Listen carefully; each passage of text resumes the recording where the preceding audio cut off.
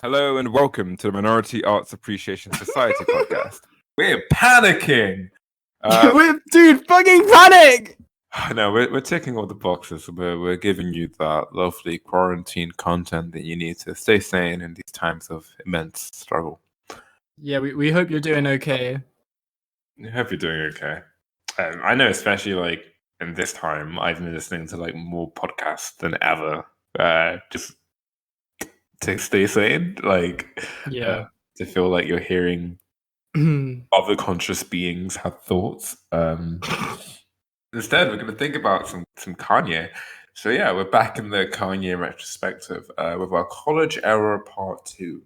And just to give some like context of where we are now, right before graduation comes out, Kanye is just coming off of his tour with U2. That is the weirdest sentence ever. That happened, I guess. He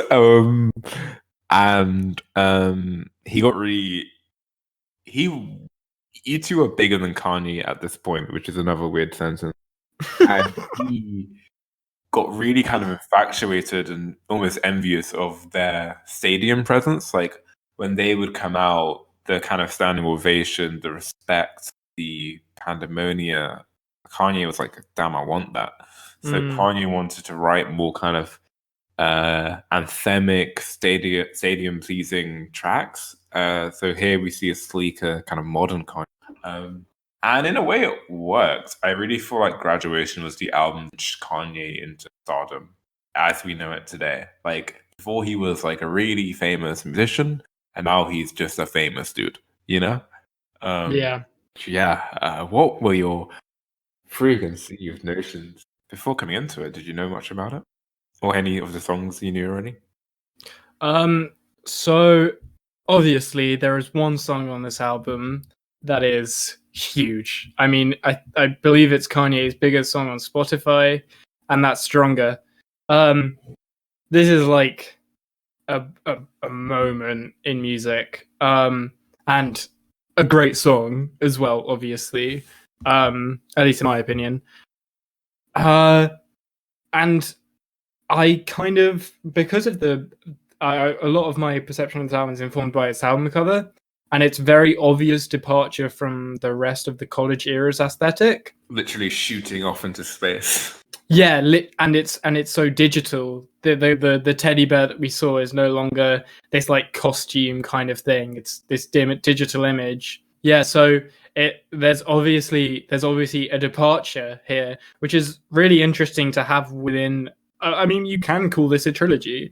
There is a consistent artistic theme throughout this, and that's the college theme.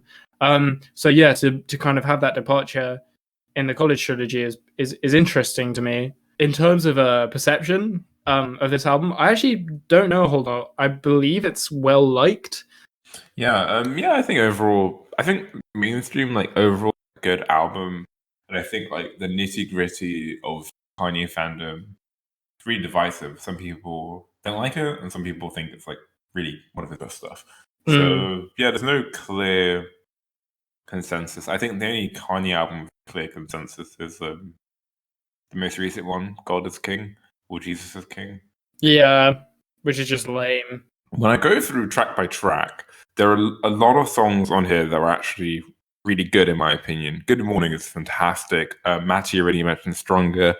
Other than that, like, weird I'd do anything for a blonde lesbian D-word line, which is really weird. I don't know why. Yeah. Maybe, was it a different time? Is that... I don't know. Anyway, other than that, that's a really great song. Like his uses of synths and Daft Punk's production is really complementing his style. I think I Wonder's gorgeous. Like, there are really good tracks here, especially the second half. Like the last few tracks are quite good.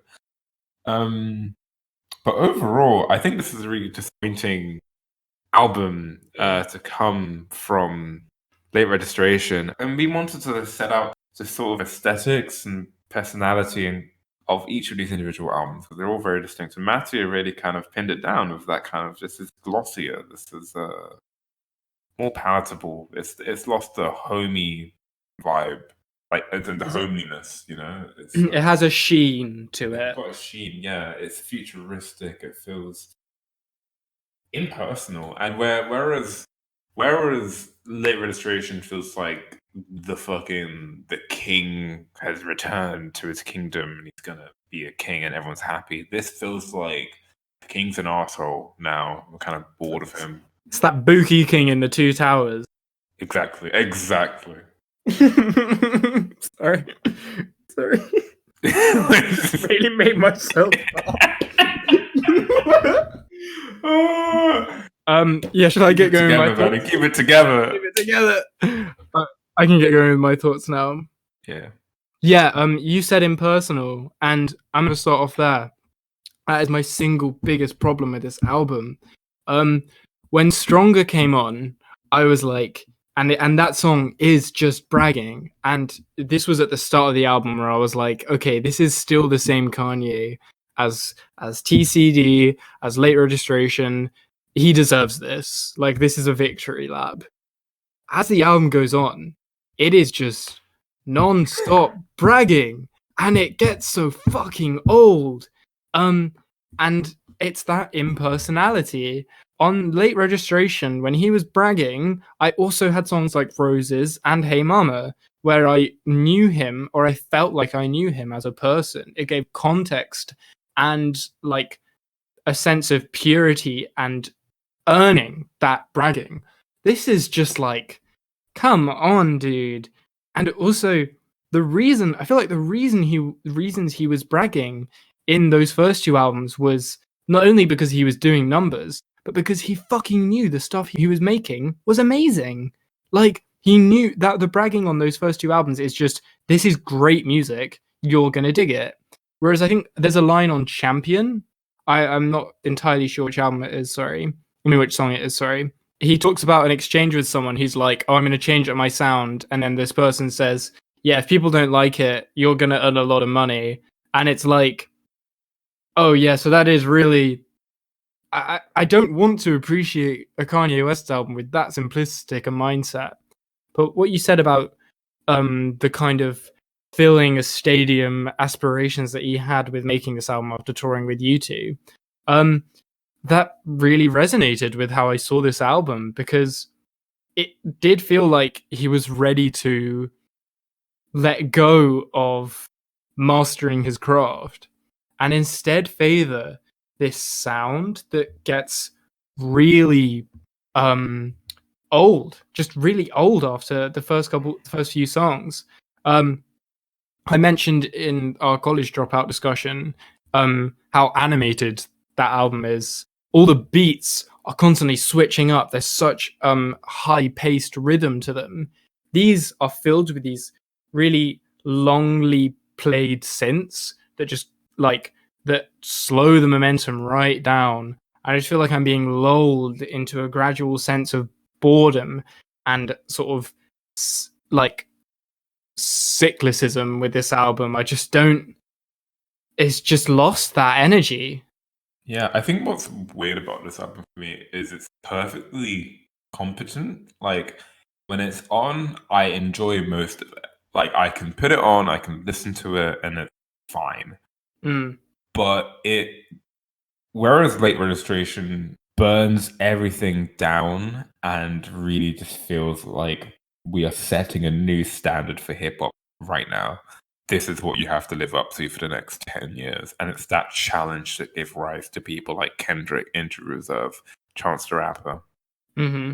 This just feels like it's lost in the shitty, boring tropes of the Bling era. And sure, This is probably one of the best Bling era albums. I'd much rather listen to this, like, I don't know, a whole T-Pain album. Yeah. But yeah, it's still kind of generic, which is the worst thing a Kanye album can be. And I think this isn't the worst Kanye album, but it's the most boring. It's all of the egomania with none of the damage. It's there's just nothing interesting happening thematically for me. It's none of the method and it's none of the madness. This is like when you said that about like, yeah, this is just, there's none of the damage.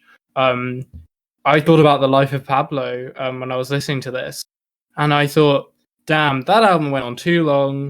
It was all over the place, but I could say something about about that, and I had thoughts about it. And that's what I feel like a Kanye album should do. I feel like Kanye is a fascinating person, with so many quirks, so much to say, but also so much just innately about who he is, that makes him an interesting person to talk about. And so the fact that I'm able to say, like, I feel like he came to this album with as simplistic a mindset as filling a stadium is really damning for this album, even though, yeah, like you said, it is consistently fine. However, when I was listening to it, but it wasn't until the second half, when I really start kind of digging songs. Yeah, I agree. I really like the track. I believe where it's DJ Premier producing. That's really hard to say. I really enjoyed that. Everything I am. That's awesome. Flashing Lights though, yeah, I did also enjoy. Like, yeah, that second half. And also, yeah, like, I think the second half is from tracks 9 to 13. But we got to talk about Drunken Hot Girls. Well, before we talk about Drunken Hot Girls, I want to say that I felt like a really ironic thing happened here with the second half. The filler tracks where Kanye wasn't trying to fill out a stadium is when he accidentally made the best songs on the album. Because he isn't trying as hard. Like a song like The Glory is just gorgeous, and it isn't trying to pack a stadium. It's just trying to make a really great rap song. And something like Flashing Lights does kind of the synthy 80s kind of party thing, but in a much more nuanced and subtle way. So weirdly enough, the deep cuts end up being the most interesting stuff in the album. But yeah, let's talk about Drunken Hot Girls. So yeah, when I saw the song title, I was kind of immediately skeptical. We kind of we touched on, like, press X to doubt. Yeah, literally. We touched on the way he talks about women in our other discussions. And like, we gave him the benefit of the doubt. And I think rightly so. But there is a definite tinge of misogyny in it, I would say, in those earlier stuff. Even when he is being self-aware. But it's like the fun misogyny, you know. and that one's okay. But this is like scary. Yeah, this is so, yeah. And then this was fucking weird to me though, because it came on and the instrumental was moody. It had personality, and I was like, oh, maybe this will be a good one. And the lyrics begun, and Jesus Christ, like, this is a repulsive song. Like, I don't use that word lightly. It is horrible on so many different levels. It is, like, I'd say, like, violent. Like, it is genuinely promoting, like, violence against women sexually, and also it's, like you mentioned in our previous Kanye episode, it's just horrible view of women, like, horrible. And I think what hurts is one day we'll do a weekend episode. This doesn't feel like The Weeknd, where there is a sense of self-awareness or satire or character being created. It's not, when The Weeknd makes really scary predatory songs, but he is writing about the horrors of being a groupie. And it's meant to really be provocative, and at least in his early work, now he's a lot more tame, it was feel grossed out. And like, this is disgusting. It's like a horror film. This has no self-awareness. And I think that, like, what is really annoying about this track is, like you said, it starts off and it's like, oh wow, this sounds a bit different, it's a bit edgy. What pisses me off is this is probably sonically the most experimental track, and he just refuses to give it a good concept. Refuses. You got a canned sample on here, which is incredible. The krautrock beat on the song is I really like it. It's really oddball and weird. It sounds like a Dracula movie or something. But yeah, then the lyrical content is just irredeemable. I don't know why Mos Def touched this track. I don't know why Mos Def let him put this on the album. And the part at the end where he does the that's what, Yeah, that's horrible. it's just genuine hatred, like Yeah, actual not like cute misogyny, objectifying women, where it's like, this is damaging, but you don't want to hit them. This is like violent misogyny. Yeah. If that makes sense. No, pretty concerning to listen to. I know exactly what you mean. Like the way he delivers that, like, yeah, just like it sounds like an abuser. You know what I mean? Yeah. Like, it just sounds fucking awful. And I totally agree with you. It's not just the misogyny of like the way people discuss women or the way people portray women. It is the misogyny in its most base form of just obviously finding women disgusting and stupid and being unafraid to put that in song. It's horrible. And then another thing I want to touch on is, please don't fall asleep, baby. We almost back. No, it's predatory. It's rapey. Yeah, 100%. yeah.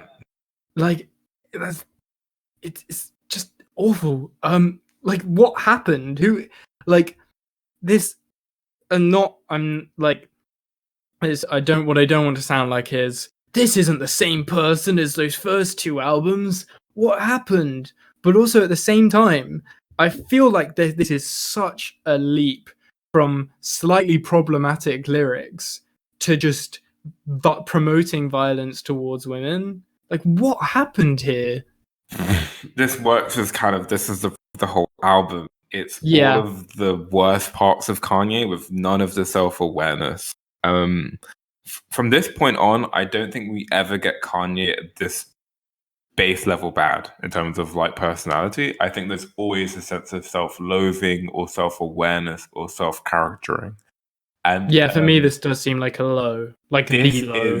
This is just raw. This is like the scene in a film where a celebrity burns out and is at the lowest point, and you can't root for them, and then they have to redeem themselves in the third act. Like, this is a real low, and it's coming so early in discography. It's almost, I don't even, blimey. What are your least favorite tracks, and would you recommend it? So, yeah, I would say Everything I Am is a really interesting song, to be honest.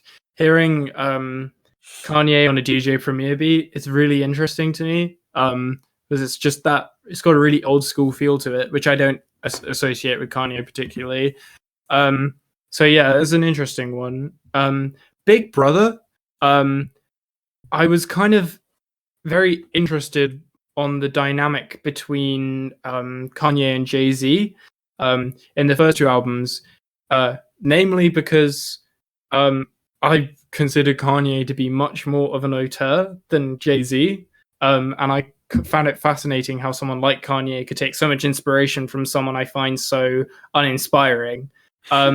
So hearing this account of their relationship was so interesting to me, and also like helped me get a sense of that relationship and has made me appreciate the stuff he talks about on those first two albums a bit more.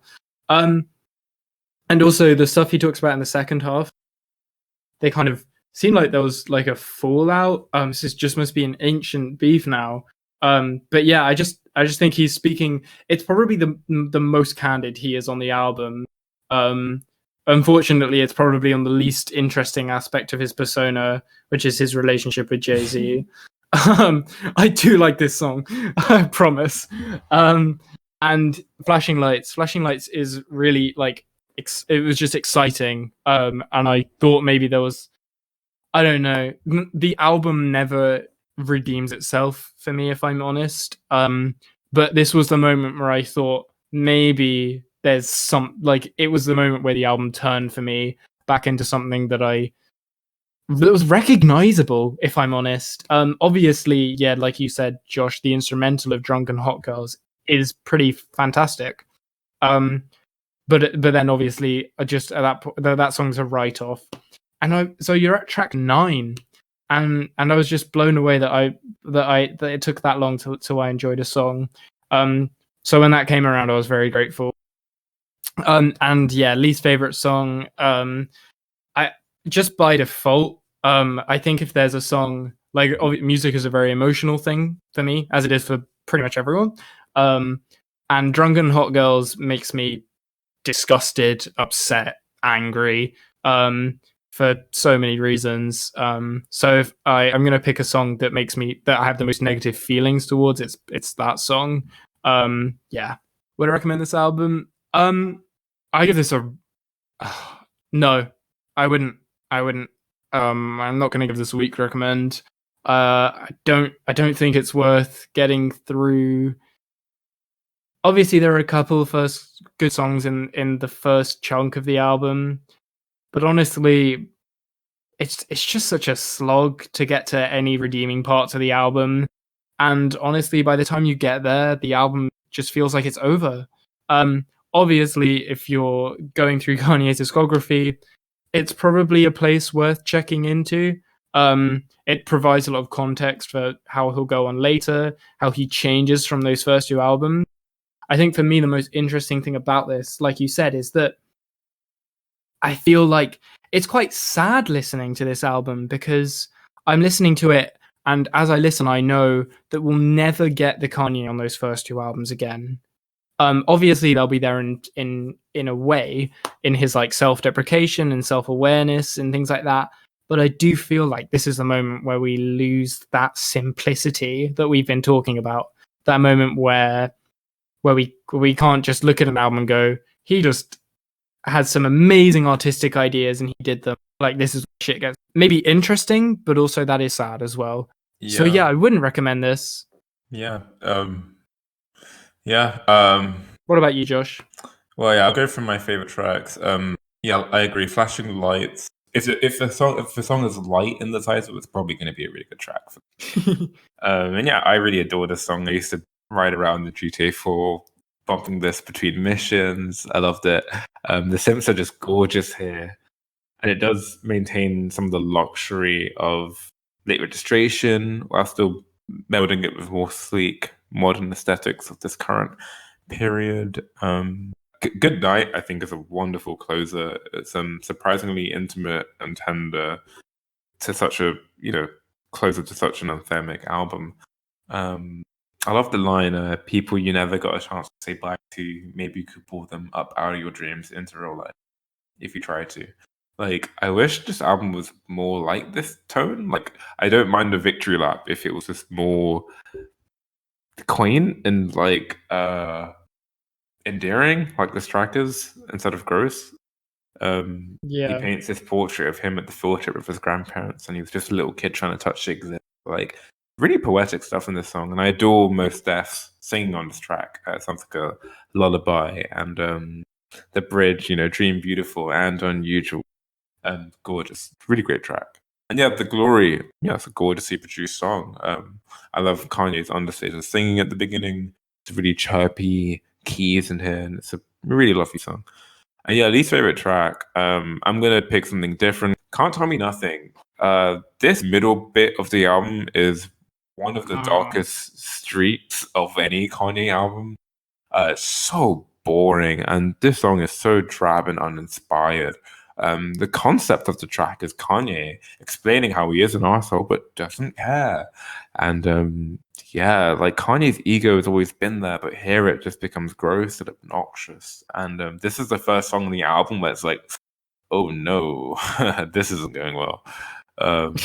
So yeah, and I agree. There are enough good tracks on this album to give it a recommend, but in the context of Kanye's discography, it's unessential and almost damaging to how you'd view the rest of his discography. And like you said, I agree, it's kind of sad. The Kanye from the first albums is just gone. Late Registration, I'm pretty sure the track All Falls Down, he does think about women in those albums in more complex ways at points. In the track We Can Make It Better, Kanye raps about being in a relationship and he's putting himself in her shoes and trying to empathize with her and feeling pain for her. And Yeah. like that's just gone here. And I don't know what happened. Like he has reached that level of stardom where women are just props now.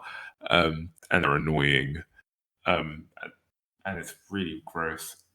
So yeah, weak not recommend. Anyway, to give some context for where we're going to next, where's Kanye now? He's topping Billboard charts, 3 hugely successful albums. He's bigger than 50 Cent, he's bigger than U2. He's the most successful rapper of all time. And it feels like nothing can stop him. But tragedy waits. Damn. And that will completely fragment and shatter his whole kind of artistic identity. And make for one of the most interesting and varied discographies going forward. So brighter and darker days are up ahead. So yeah, that just about wraps up the graduation discussion. And I think that ticks all the boxes for the college era of Kanye. That is a fucking whole era done. Ending slightly anticlimactically, but still so much there. Pretty hype stuff. And like I just said, next time we'll be hitting the dark fantasy era. But next week we have a very special episode of the Minority Arts Appreciation Society podcast. Every 10 episodes, we're going to have a switcheroo episode in which normally Matty picks the films and I pick the albums. And the switcheroo episodes, exactly that. We're switching around. So I'll be picking the film this week. And I'm very excited. I've aimed to create a very special kind of hell for Matty this week. I'm so fucking not ready for this announcement. And there are layers to this announcement. So okay, the film. I'll hold off my thoughts until you're completely done talking. I'm gonna lay out all the layers to this announcement, and then because I'm thinking all the different ways I can make it like fun and exciting for you.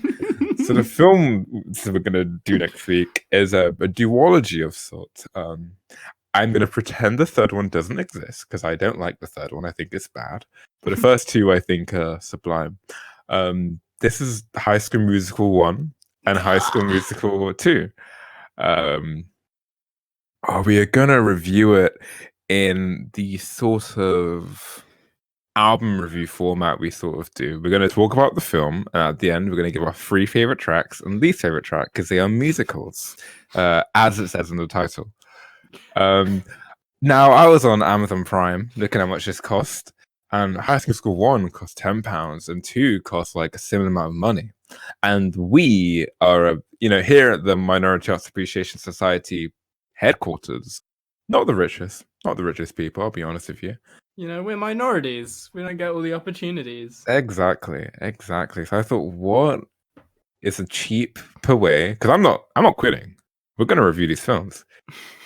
And, over my shoulder, reassuringly, was a 7-week free trial of Disney Plus. On which they have every single High School Musical film, of which there are 3. But we are reviewing 2. So, I'm going to get us that trial under the name of the podcast. And I'd also like the preamble next week to be a discussion on like what we think about Disney Plus, because we're going to get let into the golden gates of Disney's streaming service, and we can look through their catalog and see, as a streaming service, is this real? Is this good? So yeah, that will be next week's episode. How do you feel about that? I've got a lot to deal with right now. I just wasn't expecting that. I was thinking of anything but that. My mind was like racing. Well, and you dropped it. Maddie? Josh? You are the music in me. You know what though? I've got to give it the Minority Arts Appreciation Society film treatment, and that's that we give films an open book. We no judgment come in, and we just let them see how they make us feel. We don't judge it. We've Exactly. been judged too harshly out there, so we don't judge in here. Exactly. And let it be known that it wasn't The Mandalorian that pushed me to try out Disney stuff. It was the High School Musical trilogy. That's just who I am. That's where I'm at in my life. Do watch Mandalorian though. Maybe a couple of episodes. Anyway, so yeah, next week we'll be talking about High School Musical 1 and 2. I will be leading that discussion. And yeah, please join us. Give Disney your money. They need it. They deserve it. The Mouse Overlord. And yeah, wonderful. You've really fucking like put your mark on the film side of this podcast right out the gate. I've really got to match this now. And it's my turn. I can't believe this. All right, let's leave it there before I lose my marbles. Thanks very much for listening. Yeah, and thanks for joining us for the college era. And yeah, we'll catch you next week. Ta-ta. Catch you next week. Bye.